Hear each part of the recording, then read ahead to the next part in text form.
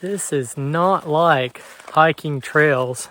I do plenty of on-trail hiking. That's mainly just for exercise, trying to put in some miles with some weight, but I really enjoy getting out here in the thicker stuff and just seeing some pretty wild places, about as wild as you can get around here. Soon may the wellerman come, bring us coffee, tea, and rum. One day the tonguing is done, take our leave and go.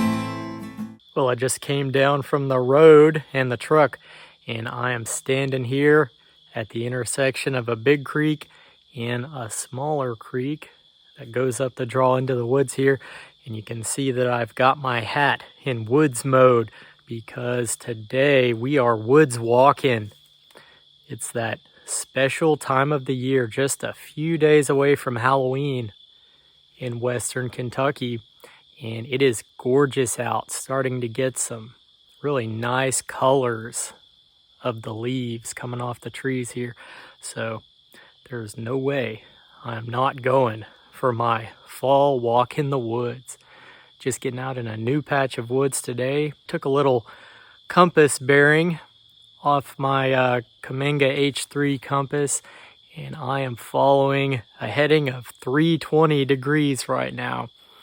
Probably just gonna more or less go out along a straight line, kind of following the terrain to a degree, and then kind of scoot over maybe 100 meters or so, maybe even less than that, maybe scoot over 50 meters and head back on my reverse bearing, head back to the road. So a little bit of land navigation, sort of, but not anything complicated. Just getting out to see a new patch of woods and see the sights. So that was a long and rambling intro.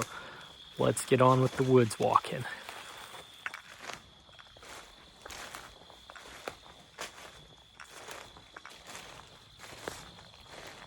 Just headed up the draw now. You know, living in western Kentucky, in the eastern woodlands of the country, it's easy to forget that not everyone has rapid access to this kind of woodland environment. But here in the eastern woodlands, the trees are alive and well. I'm out on some federal land right now. It's a pretty big patch of woods and hills and hollers, but even in the more urban areas, you can still find some pretty dense patches of woods, which may be surprising to people from other parts of the country or other parts of the world, that much of Kentucky is still woods. Of course, it's nothing like it used to be back in the days of my ancestor Daniel Boone and Squire Boone, but still have some pretty rugged areas to get out and enjoy, and it is just my favorite place to be. The river or the woods. People getting out in the woods for the first time may be surprised how disorienting it can be just being here. You may only walk 50 yards and lose your sense of direction if you're not used to being out here, being among all the trees, and especially down in a holler like this below a ridge line. It's almost more like being inside a space than it is like being out in the open, like in a field or out in the desert or something. So if you're gonna come out and explore the woods, you need to have some way to get oriented and to get reoriented if you get disoriented. I like a compass just because I think compasses are fun, and I know it's going to be reliable. As long as I don't do something stupid like try to take a bearing with the compass next to a big chunk of metal, it ain't going to work. That will affect your reading, but to the extent that you have cell service, there's a lot of very easy to use GPS apps for smartphones, and that'll get you around, but a lot of places out here I don't have signal, so it's good to have a compass or the caveman approach. Just navigate by terrain. Right now I'm walking in a creek bed, following the draw. So if you're just aware of pieces of terrain features, you can get around just by following a ridge, following a creek, following a draw, or even just being aware of the position of the sun is a good idea, but that's something that maybe takes a little bit more experience to use effectively. I've just come to almost a crater. This is interesting. Kind of seems like the side of the ridge has sort of fallen away right here and just formed a big divot down to the creek. Got ferns growing everywhere. Ferns and maples. Something else that's kind of weird that I've noticed is it takes a little bit for your eyes to get acclimated to being surrounded by leaves and natural materials. Nothing but natural materials. It just kind of messes with your vision until you get used to it, because our modern world, of course, we're used to staring at nothing but hard edges of man-made objects, a lot of straight lines, corners, and staring at whatever's on our screen. But out here, it's a lot different. This is more what life is supposed to be like. But it does take some getting used to. Can be almost a sort of a mystical experience in a way. It's just a very different place to be, especially by yourself with no distractions, no one to converse with. You can definitely see how people could have some interesting experiences in places like this. Maybe think that they saw something very unusual, like a Sasquatch. I can see how that might happen.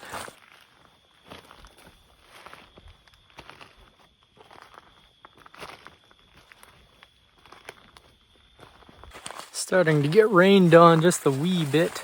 I don't mind it though. It's not doing much right now.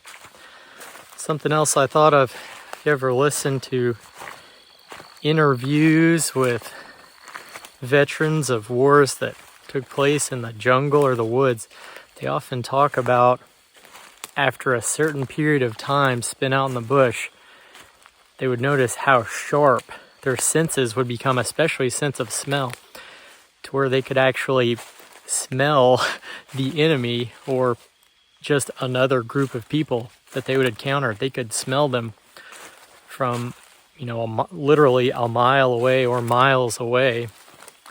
And I can definitely see how that could be true. I've noticed that happens pretty quick for me. For one thing, your sinuses just clear out pretty fast, actually, just from being out here with all this oxygen and clean air.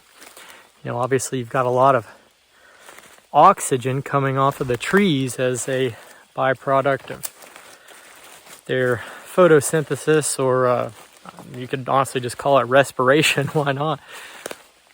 But the air is noticeably cleaner when you're really out in the woods, and I've definitely had instances where I smelled, some.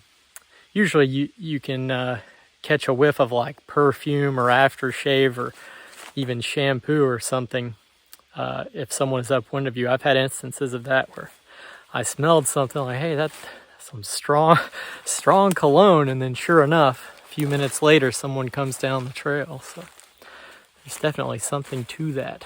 But when you're out here and you get used to the natural smells, the smells of the forest, anything man-made is really going to stand out to you pretty fast. That's really what it is.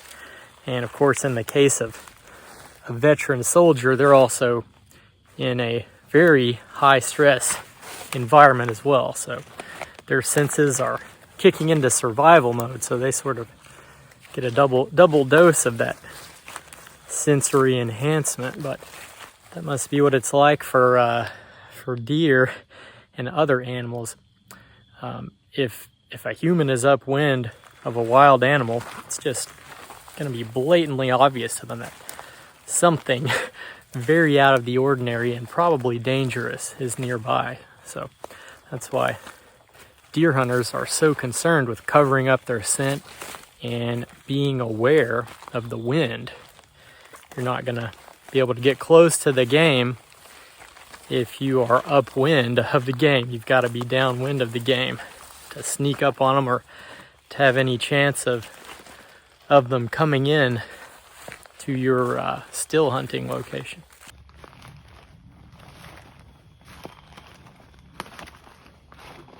So I've got 2 big safety tips for being out in the woods, and these are important. These are not boring, okay? These are important safety tips that you need to know, especially if you want to get out here and haven't done it much. I kind of already gave the first one, which is don't get lost, obviously. But you got to realize it is very easy to get lost if you don't understand how quickly you can get disoriented, especially if you're not used to being in the woods like this. So you need a compass and know how to use it.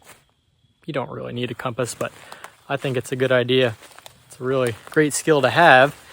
It's a good idea to have a GPS, but fundamentally you just need to understand if you have no other way to get around, you need a handrail. So you need some sort of terrain feature to follow, like a creek or a ridge, and you have to keep track of that thing as you go along, because this creek is going to fork off in different directions. Or if you're following a ridge, there may be mini spurs, which are just smaller ridges that poke out from the main ridge. So you have to pay attention to what you're doing in order to stay oriented and not get lost. But other than that, something that a lot of people don't think about that probably really plays into a lot of missing persons cases, which are kind of a big thing for entertainment here on YouTube, but it's a serious thing. Probably what happens to a lot of these people is that maybe they get lost to begin with, but then maybe they panic and they're making some bad decisions, and they end up either getting trapped somehow, or falling, or having something fall on them. So you just have to be spatially aware out here, because there are dead trees that have fallen or partially fallen and are just barely supported. And if you happen to bump up or lean against a tree that weighs, however many 1,000 pounds, or even just 1,000 pounds, and it falls on you, you may be trapped and you can't get out, or it may just crush you instantly. That's probably the biggest danger, is a tree falling on you, one that's dead and just kind of leaning there, and you don't realize it. So you have to be careful about what you touch. You have to look and think about what you're doing out here. And related to that also is that you could fall in a hole. You could fall in a big hole, especially old wells. Most places that have been settled at one point or another in North America, there's old wells out there that nobody necessarily knows about, and they can be deep. And they don't have to be that deep to be deep enough to trap you in there if you fall. And you may get injured on the way down as well. So don't fall in a hole. Don't let a tree fall on you. And just be careful about climbing on things, because you could get trapped. Rocks also are kind of the same situation as trees. If you're somewhere with big boulders, you can also have a rock fall on you. That happens to people. So just got to be careful and realize that this is not a controlled environment. Now in this part of the country, there aren't really a lot of big dangerous critters to worry about, like bears and mountain lions, although both have been sighted here randomly at different times. But I might be a little bit concerned about any sort of rabid animal, like a raccoon. I would be prepared to deal with that sort of thing for sure. And even just a big hardwood walking stick is not a bad tool for that. It's actually a good thing to have when you're out in the wild places, just because you can use it to physically keep an animal away and push it away, or obviously strike with it if you need to. But there are other tools for that sort of thing as well. You do have to be aware that people are out here, other people are out here, especially during the autumn and spring. There's guys out here hunting, dudes with rifles, and not all of them, unfortunately, necessarily know what they're doing. Fortunately, many of them are competent, but on public land, you just don't know who's going to be out here, so it's important to make yourself visible if you can. Really, I should be wearing my orange hat, which I do have on me. It's always good to have that blaze orange on your head, the highest possible point, because there are very stupid people who have mistaken other humans for game, which is just almost beyond comprehension to me as someone that spends a lot of time in the woods, and would have no problem distinguishing a person from a deer. That's what Sydney says sometimes when we're walking. If we hear gunshots, she'll go, "Human, not deer." But yeah, it's a very reckless thing to do. You gotta know what you're shooting at. Never fire a gun without knowing exactly what your target is. Identify your target, or any projectile weapon. That goes for bow and arrow as well.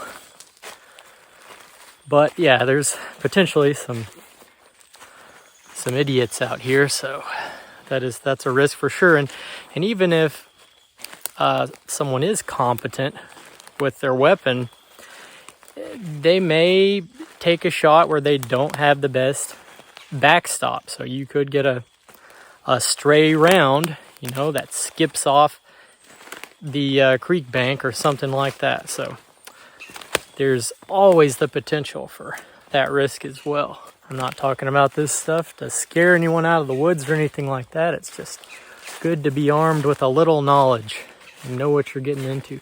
Man, this little feeder just keeps going and going. I feel like I've walked 20 miles. I've probably walked one, if that. I haven't gone all that far today so far.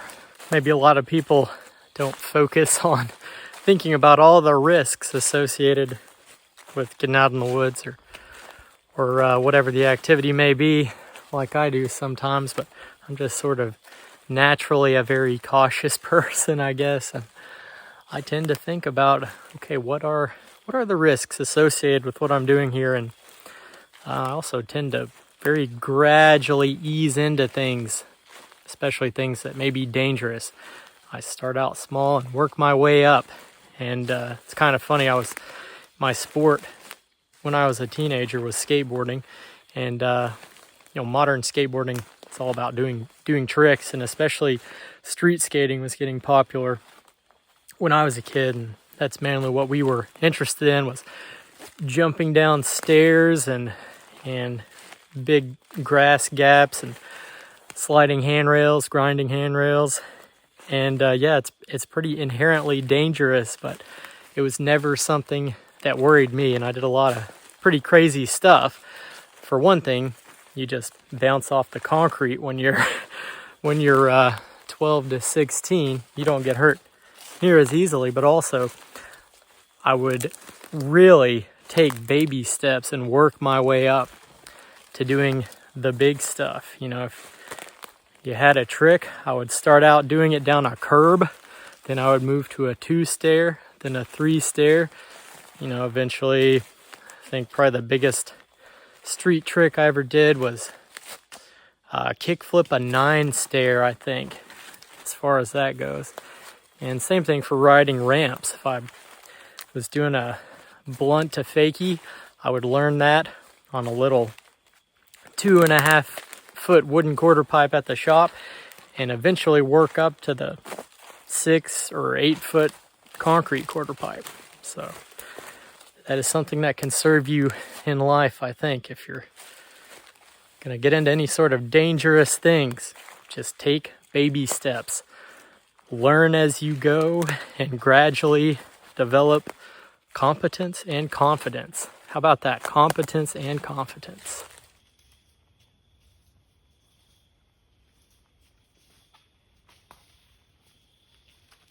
Gotta be getting to the end of the draw here. It's kind of curving around and terrain's getting to be a little bit steeper climb. I think I see a clearing up here, probably some kind of field. And my buck deer shed senses are tingling right now. I'm anticipating finding some antlers. I don't know why, but that's just the vibe that I'm getting from this spot. This is not like hiking trails. I do plenty of on-trail hiking. That's mainly just for exercise, trying to put in some miles with some weight, but I really enjoy getting out here in the thicker stuff and just seeing some pretty wild places, about as wild as you can get around here. Generally, there's no one out here. Just me and the trees and the critters. And actually, this is not too thick. This is just right where you can walk reasonably comfortably without being in thick thorns or brush, because most of this woodland area is managed and the Forest Service periodically burns out the underbrush. They run controlled burns and it makes it really nice. Makes it just a fun place to get out and walk. Yeah, we got maybe a little trail and a field here, so I think I've come to the boundary of this little patch of woods. Well, I was kind of hoping there would be more colors in the leaves, but it's mostly green. Definitely starting to get some reds and yellows. Still mostly green though. It can be really hard to time it. And every year, of course, is a little different, depending on temperatures and rainfall and what have you. But definitely here in the next week, I would think, should be getting those brilliant fall colors, and I'm looking forward to it. It's my favorite time of the year, as I think it is for a lot of people. So that is all I've got for you today. I will see you on the next one. Thank you very much for watching, and please remember to check out my boat plans, linked in the description as always.